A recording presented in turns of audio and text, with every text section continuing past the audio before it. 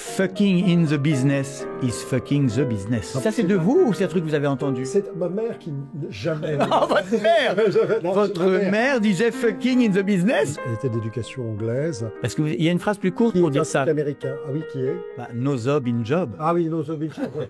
Ouais, mais ça, c'est de la mère de Marin. La mère- Votre mère ne vous a jamais dit ça?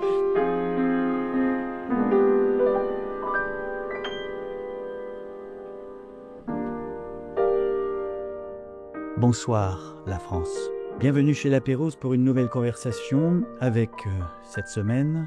Marin de Viry. Pardon. Et à côté de Marin de Viry, bonsoir également à vous, Arnaud Leguerre. Bonsoir. Vous êtes également romancier d'ailleurs, vous n'êtes pas qu'éditeur. Lointainement. Oui, oui. Cher Frédéric, cher Marin, chers amis des conversations chez La Pérouse et du Figaro Télé. Le succès de son roman ayant été immédiat, cette bonne vieille technique commerciale chère à tant d'éditeurs et d'écrivains, déjà un succès, ne soyez pas le dernier con ou la dernière conne à vous en rendre compte et à le lire, inutile d'en rajouter. Oui, mais à ce moment-là, on annule l'émission.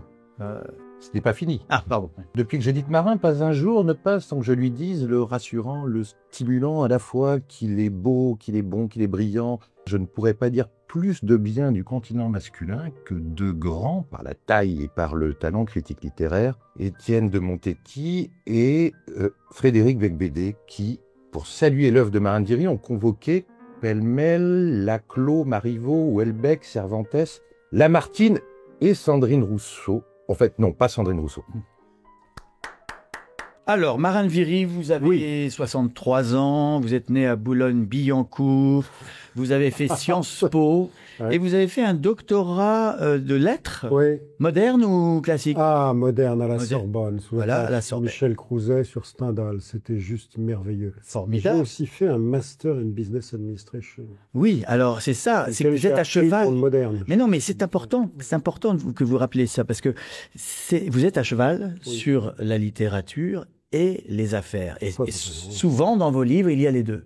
Il y a une tentative d'écrire sur l'entreprise, sur les managers.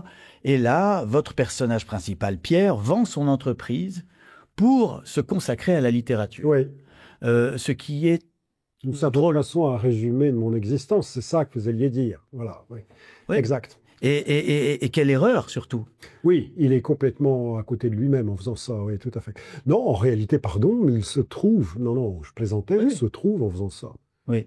Non, ce qui se passe, c'est que il est réussissant, en fait, c'est un héros qui a de la chance. Si vous aimez les héros qui ont de la chance et qui l'ont à demi mérité seulement, mais qui ont énormément de chance, en fait, voilà.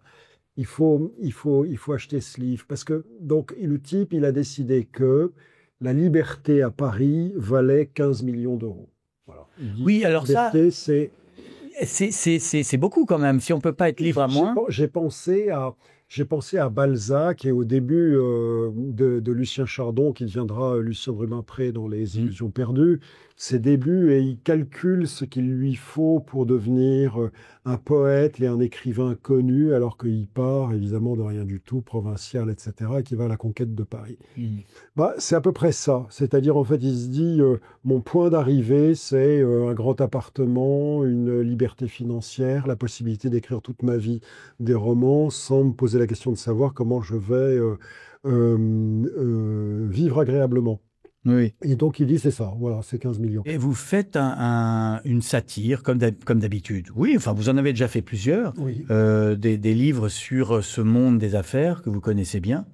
Mais alors là, vous commencez avec un incipit provocateur. On dirait que vous cherchez la polémique.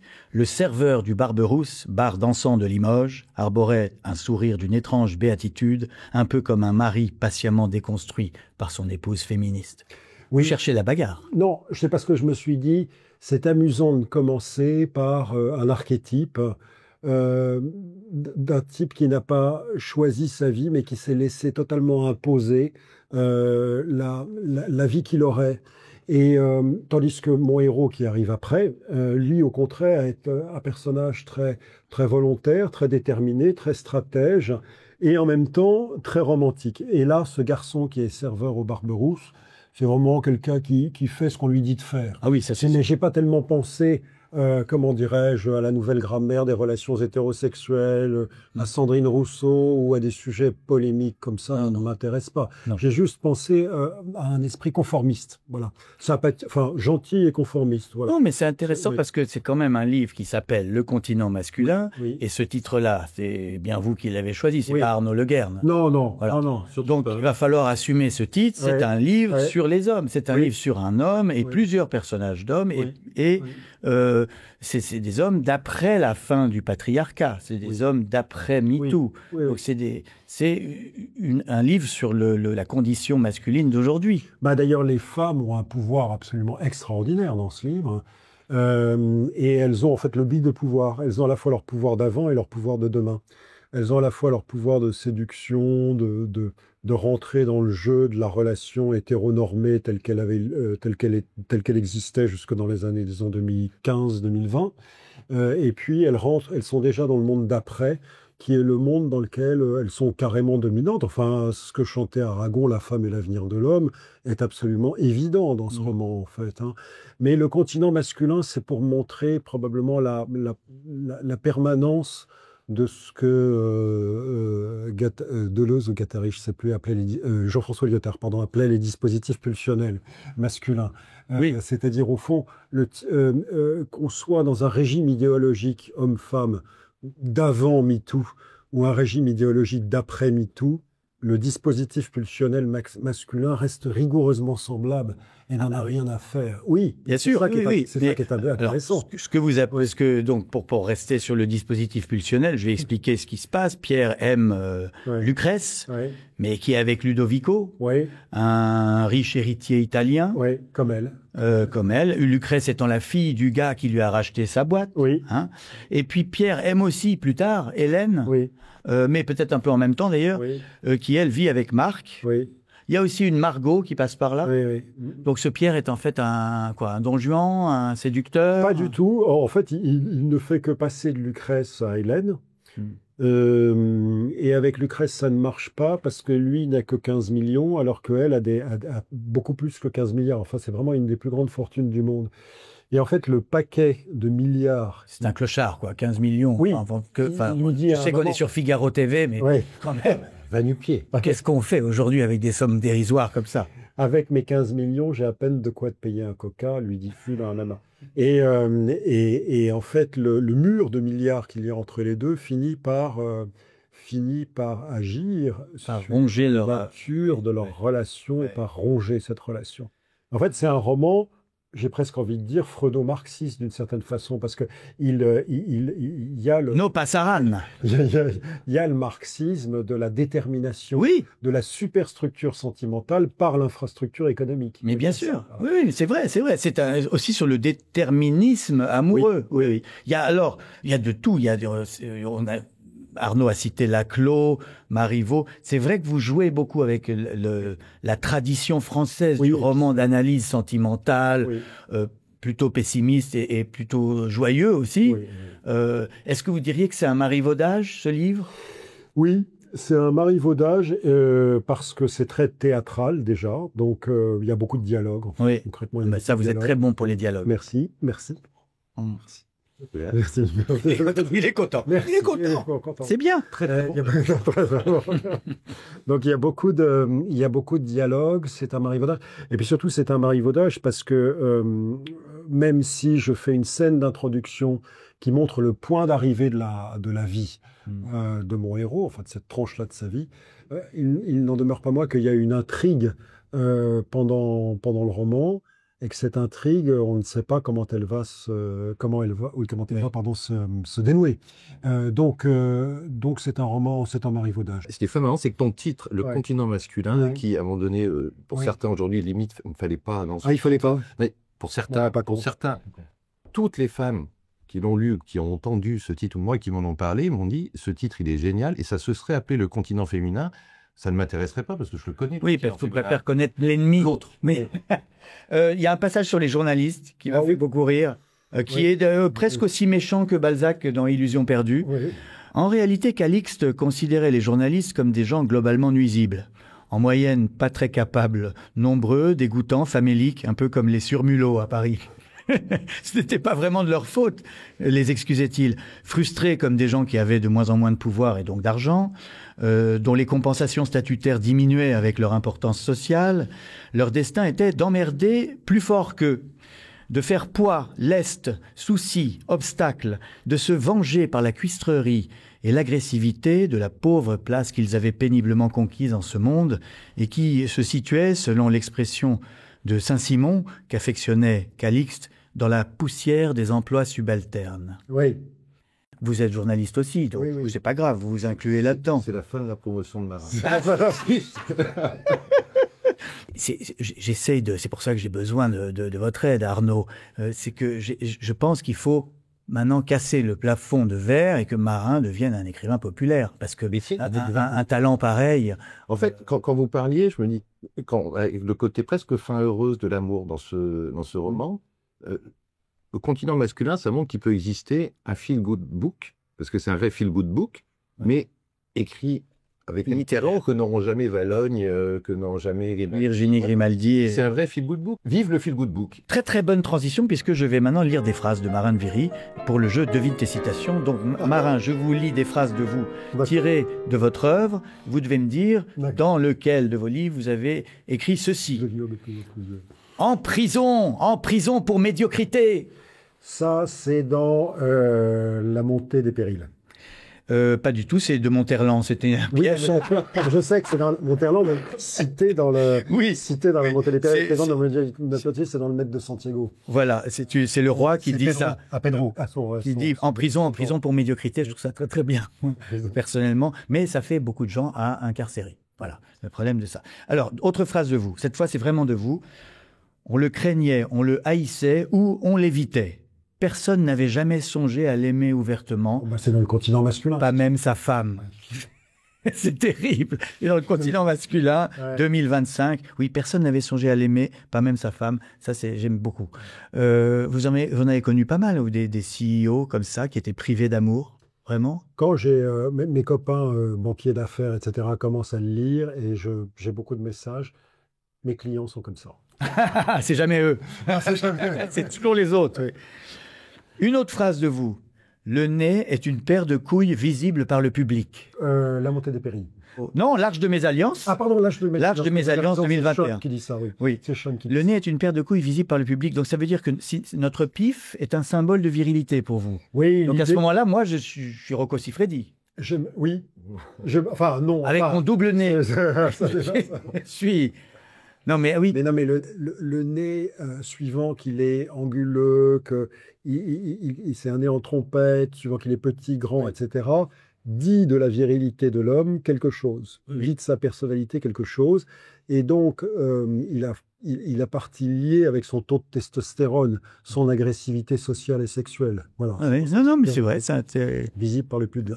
C'est pour ça que d'ailleurs Cyrano de Bergerac n'aurait jamais dû être complexé. Oui. Jamais. C'était au contraire, il aurait dû être très fier. Oui. Il aurait dû lire les livres de Marin de Viry. Un dîner parisien, c'est un enjoliveur de calcul. Ça, c'est dans le continent masculin. Oui, dans le dernier. Ouais. Alors, j'aimerais bien que vous développiez cette idée. Un dîner parisien, c'est un enjoliveur de calcul. Ça veut dire que c'est un endroit où on essaye de gravir les échelons, où on essaye de séduire et de... Il y a ça. Voilà. Mais on fait comme si c'était pas ça l'enjeu. Donc, en fait, il y a du calcul, mais on enjolive tout le temps le calcul. Oui. Par exemple, c'est comme si là, on se disait tous les deux, on n'est pas du tout là pour faire la promotion du livre de Marin de Viry et une émission de Frédéric Becbédé. Non, pas du tout. On n'est pas du tout là. Mais jamais de la vie, absolument pas. On est là parce que pour discuter agréablement. Discuter agréablement, sans témoin. Sans enjeu. De rien du tout, alors que c'est pas vrai. Alors que c'est pas vrai. Alors qu'en fait, cette émission Conversation chez La Pérouse est une étape nécessaire dans la carrière d'un auteur qui compte. Bien entendu, c'est du boulot. On est là pour bosser. Ouais. Ah, à propos de business, une autre phrase qui est dans le livre. Ah ben non, ça y est, j'ai donné la réponse. Qui est dans un de vos livres. Ouais. Fucking in the business is fucking the business. Ah ben ça, c'est pas le continent masculin. Ouais. Et ça, c'est de vous ou c'est un truc que vous avez entendu? C'est ma mère qui jamais... Ah, votre mère Votre mère disait fucking in the business? Ma mère qui jamais n'a prononcé un mot grossier devant moi, quand j'ai commencé à travailler, m'a dit, parce qu'elle était d'éducation anglaise, et elle m'a dit, Bon, il y a juste une chose que je dois te dire avant que tu commences à travailler. Fucking in the business is fucking the business. Parce qu'il y a une phrase plus courte Qui pour est dire un ça. truc américain. Ah oui, qui est? Bah, no job in job. Ah oui, Nozovic. Ouais. Ouais, mais ça, c'est de la mère de marin. Votre mère ne vous a jamais dit ça. Non, mais c'est vrai que c'est pas mal, ça. C'est vrai. Pourquoi pas, par contre. Donc, c'est une idée, oui, c'est une idée que vous avez, j'espère, respectée. Jamais dans le cadre du travail. Quand je citais tout à l'heure Houellebecq, vous sentez, enfin, je rappelle que vous étiez témoin à son mariage ici même chez La Pérouse, Oui.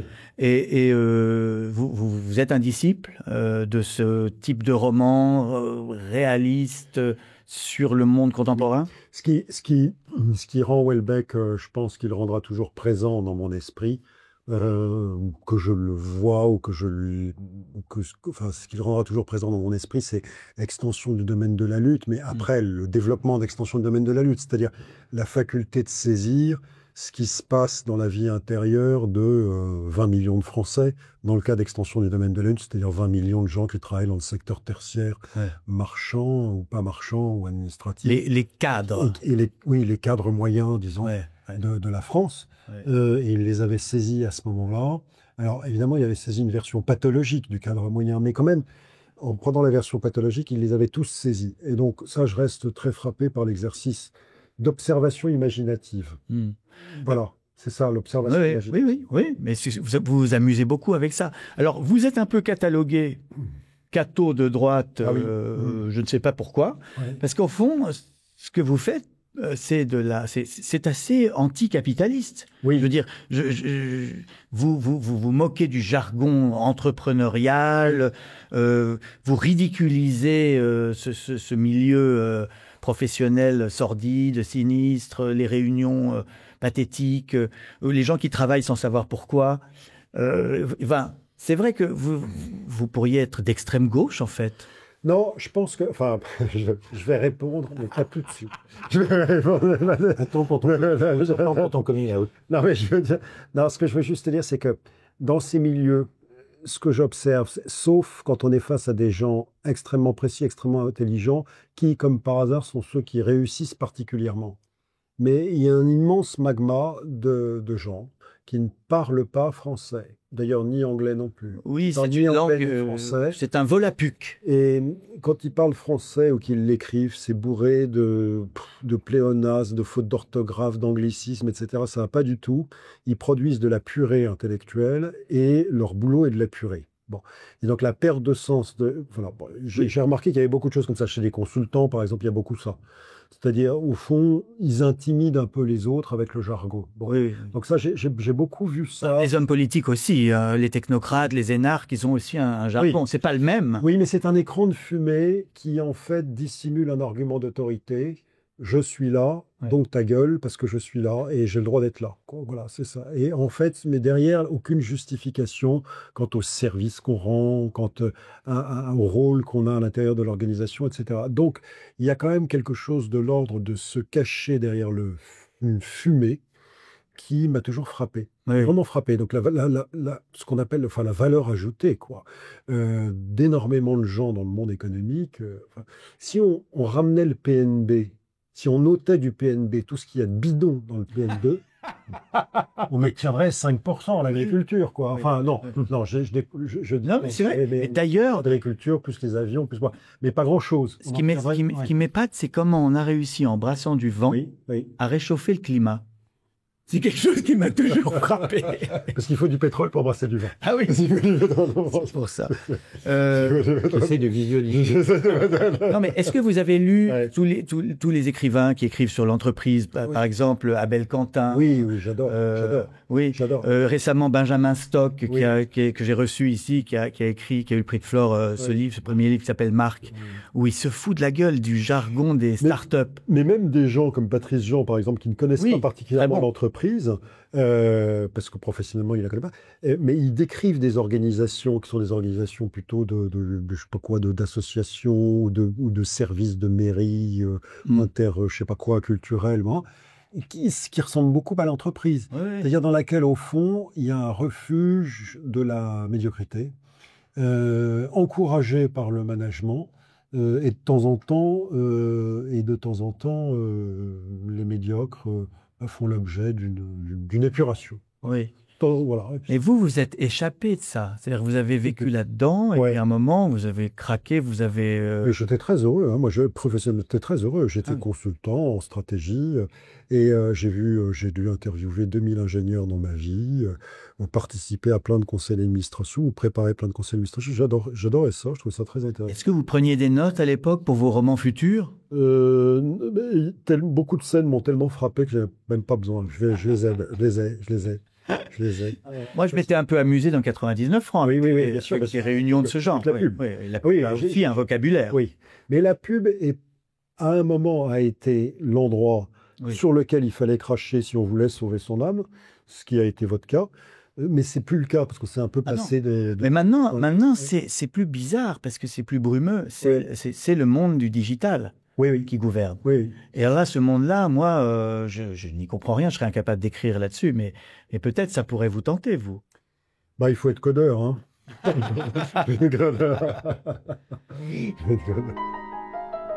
Nous avons la rubrique des conseils de lecture. Maintenant, c'est très important. J'aimerais beaucoup que vous nous disiez, par exemple, un livre qui donne envie de pleurer. Graziella. Ah, bah, je le savais, je l'avais deviné. La Graziella, parce que c'est cette histoire impossible, quoi. Oui. C'est une histoire. En fait, oui, c'est une histoire qu'il a eue dans sa jeunesse, Oui. et il s'en est jamais remis. C'est impossible de ne pas pleurer, mais pleurer profondément. C'est pas forcément pleurer avec des larmes, mais c'est impossible de pleurer, de ne pas pleurer. Sur la pureté de l'amour. Sur la pureté de l'amour et sur le fait que le manque d'amour conduit à la tombe, quel que soit l'âge. Ouais. Un livre pour arrêter de pleurer après Graziella, Alors, pour s'en remettre. la Chartreuse de Parme, parce que c'est la panacée absolue. Quand on est le genre... enfin, pour moi, la Chartreuse de Parme, c'est l'évangile du chevalier républicain. Toi. C'est le... C'est parce que vous voulez dire c'est quoi? C'est la vitesse, les cavalcades, l'aventure. Et puis, c'est que si l'amour a passé dans votre vie, peu importe qu'il ait cessé de passer, voilà, vous êtes au bord du chemin en train de mourir, etc., peu importe, il est inutile de pleurer parce que ceci a existé. C'est la mémoire qui revient dans l'aujourd'hui. C'est éternel. Contrairement à ce qu'on n'a pas encore vécu, qui n'existe pas. Qui n'est que virtualité sans intérêt. Un livre pour s'ennuyer. J'adore Balzac, je le mets au plus haut, mais je dois avouer que César Birotteau, et notamment dans toute la partie, les mécanismes judiciaires et la faillite commerciale de César Birotteau qui dure environ 40 pages dans la Pléiade, c'est vrai qu'il y a de quoi s'ennuyer. Et c'est quand même, et je le dis, je l'ai fait exprès parce que c'est tellement sublime, la comédie humaine. D'ailleurs, César Birotteau, en dehors de ce passage, c'est tellement sublime. Et c'est vrai que ce passage-là, Ouais. on se demande. Oui. En fait, Que foutait l'éditeur? Non, il devait tirer à la couper. Mais oui, l'éditeur aurait pu couper, franchement. Qu'est-ce que vous foutiez à l'époque? Au nom des... Il est de le Roger. Un livre pour crâner dans la rue. Oh, bah, il y en a plusieurs, mais Los Cantos d'Ezra Pound, c'est quand même pas mal. Ah oui. Ça, c'est quand même... Ah, mais c'est pas mal, ça c'est bien, parce que les gens sortent un peu toujours les mêmes, Oui. Proust, Ulysse de Joyce, Ouais. mais c'est plus recherché, Ezra Pound. Ah bah oui, et puis surtout qu'en fait, on ne comprend pas Rien. il s'agit. On comprend rien. C'est de la poésie. Oui, c'est de la poésie, mais simplement, en plus, il a un projet très précis, simplement un projet très précis, une complexité gothique qui ressemble un peu à un programme pour lancer une fusée sur la Lune. Et il faut être capable de lire le programme pour lancer une fusée, c'est incroyable. Donc voilà. Un livre qui rend intelligent. J'ai pensé à deux, Candide de Voltaire. Ah oui. C'est prodigieux d'intelligence parce que c'est l'intelligence qui va au-dessus de la doctrine philosophique, parce que c'est contre Leibniz. Donc c'est contre tout est pour le meilleur des mondes possibles, etc. Ouais. Et c'est en fait la littérature qui surplombe la philosophie. Donc ça, c'est déjà extraordinaire. Beaucoup de philosophes vous disent oui, la littérature surplombe la philosophie. Et puis l'autre, bon, mais j'en ai le droit qu'à un. Ah oui, oui, oui. Ils ont des morts de Dostoïevski aussi. Ah oui. C'est extraordinaire. Comme proposition d'intérêt. Vous lire Souvenir de la Maison des Morts, quand il Oui. était en prison. Ouais, Oui, ouais. absolument. Un livre pour séduire. Bah, Journal d'un séducteur de Kierkegaard. Ah ouais. Mais oui, mais vous annoncez trop la couleur, là. Vous vous baladez avec ça, vous allez les faire fuir. Bah, au moins, comment dirais-je, on ne trompe pas sur ses intentions. C'est vrai. Journal d'un séducteur. Et puis en plus, c'est super parce qu'on peut rentrer dans le grand pessimisme philosophique, Oui. mais en même temps la douceur de la relation hétérosexuelle. Enfin, on peut rentrer tout de suite dans des considérations. Oui, on élève le débat. Et enfin, le livre que j'aurais aimé écrire. Le Maître et Marguerite de Bulgakov. Ah. Pourtant, c'est pas du tout dans votre genre, ça. C'est quand même, c'est très réaliste, fantastique, quoi. Oui, oui, oui. Pour vous. Parce que vous êtes plus réaliste, Ouais, mais il y a une... pur et dur. Oui, mais il y a une, une sensibilité surfine. Il y a énormément d'imagination. Et il y a une dimension métaphysique. La scène dans laquelle Ponce Pilate va tous les jours, dans laquelle, pardon, le Christ descend tous les jours un chemin de pierre dans le ciel pour aller voir Ponce Pilate et dit tous les jours à Ponce Pilate, j'ai intercédé pour toi, pour que le péché de m'avoir livré mon bras séculier te soit remis.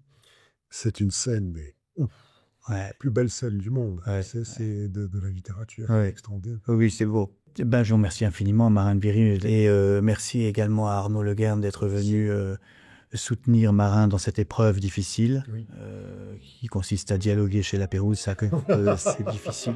Les jeunes auteurs, faut les lancer. Je rappelle qu'il faut lire Le continent masculin de Marin de Viry aux éditions du Rocher. Et n'oubliez pas, lisez des livres, sinon vous allez mourir idiot.